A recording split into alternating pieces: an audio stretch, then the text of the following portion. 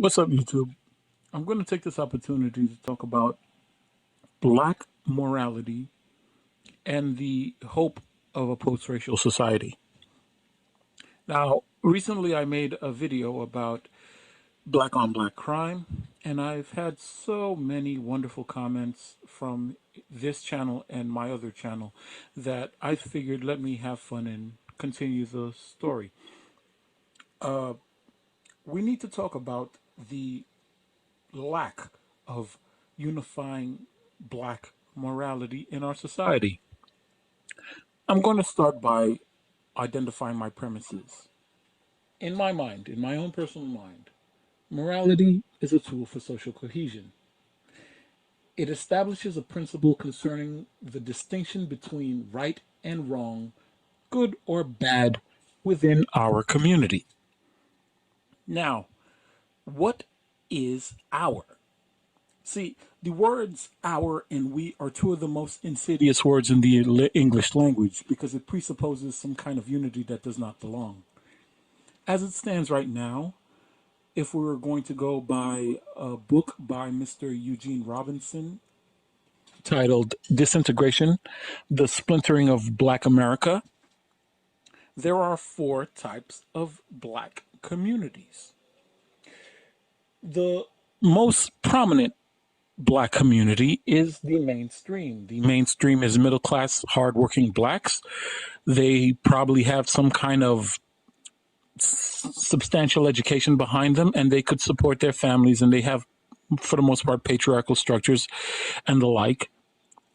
Followed by the abandoned class of African Americans. These are your chief geeks, your gangster rappers, the ones that get into most trouble, the Chicago crowd, the counterculture, the drug crowd, and the like. With that, you also have the transcendent class. These are the African Americans of wealth and power. Your Jay-Z's, your Oprah Winfrey's, your Shaquille O'Neal's, your Kevin Hart's, your entertainers, your Stanley O'Neal's of corporate class. These people have transcended the constraints of American capitalism to make themselves a power. These are the people that had your president elected, Barack Obama. And then there's the fourth class, which Mr. Eugene Robinson split into two subsections. He calls this class the emergent class. The emergent class is the immigrants from the islands, Haiti, Trinidad, Africa, Guyana, everywhere that comes to the United States with the highest level of education, mind you, the highest level of education of immigrants that come to these United States are coming from Africa and other countries, and they are well adapted to living into this country with their intact patriarchal structures, with their uh, with their with their intelligence, with their pedagogy all intact, their intact families and the like. And then there's the subsection of the emergent class, which is the Americans who are of mixed descent. You have your you have people who are half white, half black. Here, President Obama is, of course, he was grown up in an emergent class. They have a more particular, more peculiar relationship with white America than the mainstream abandoned and transcendent classes. So let's go over this again. You have your mainstream middle class working hard African Americans. You have your abandoned class African Americans who are on welfare and government subsidies. You have your transcendent class, your Oprah Winfrey's and your big wheeling dealing politicians, your Bob Johnsons of BET fame. And you have your emergence class, the immigrants that come to this country with an ambition to not only dominate the white power structure and overcome it, but, excuse me, I guess they have not only the desire to overcome the white power structure, but they want to dominate it. A lot of Harvard Business School execs are Africans, Nigerian Africans, so you race realists, chew on that for a fact. Nigerians are dominating Harvard business, so fuck off. Now, the problem is the emergent class. No, wow, excuse me.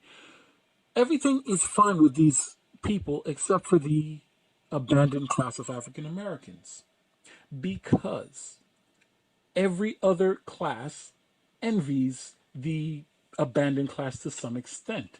The middle class, the mainstream African Americans, they tend to envy the do or die mentality of the abandoned class, because a suburbanite black male would feel envious to a poor project youth who has nothing to lose and who wears his masculinity on his sleeve. It's a masculinity thing.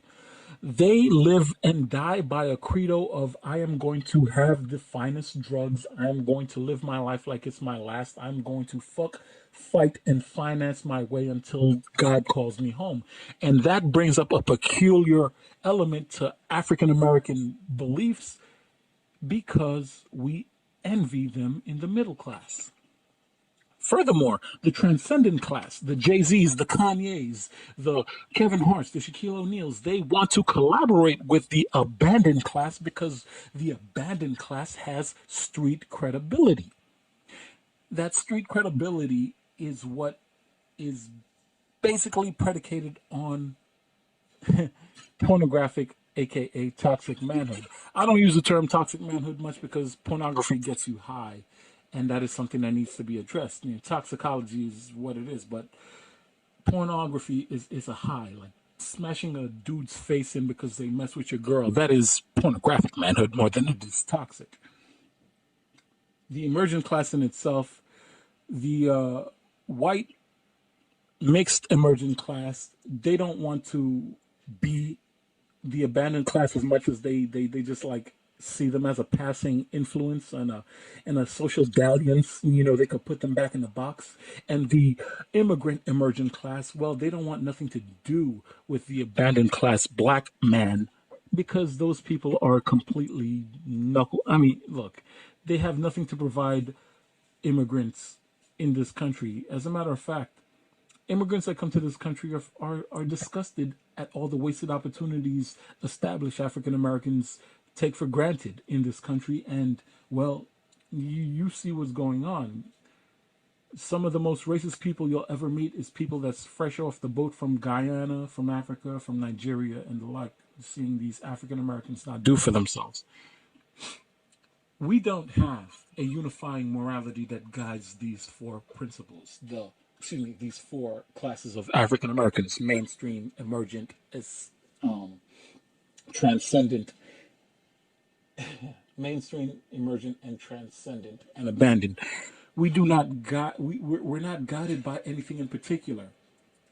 To look at current events, African Americans do not know which end of the progressive stack they fall on. There's a deep-seated hatred of homosexuality in the African American community. There's a distrust for progressive issues. The trans issue is a big issue that we are not addressing. We try to fight it off. We try to beat it off. We cannot even form camaraderies with each other because we don't know if we should conform to this white power structure. We don't know if we should be conform as African Americans to this white power structure.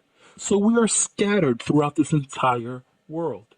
We are scattered in what our desires are. We are scattered in our morality, and we are scattered into our prescriptions for what is best for African Americans. It worries me when we talk about race, because there is no unifying principle. There is no unifying morality to hold down blacks. And it's sad that when you conform, people call you an Uncle Tom, and you look at the hood culture, and sometimes you're glad that they're dead because they were gangbangers and corner boys and hustlers. That's the state of black America, unguided. And in the process of that, we have to deal with racists. We have to deal with racists. We have to deal with black defeatists. It's a hard life, So I hope this helps you understand what's going on with black America. Shout out to Jenny McDormand. Shout out to Atheist Kangaroo. I see you, brother, and I really think you need to just let go of the fear that you have for black people and just call out bad behavior when you see it, either right or wrong. This has been Louis Fear, signing out.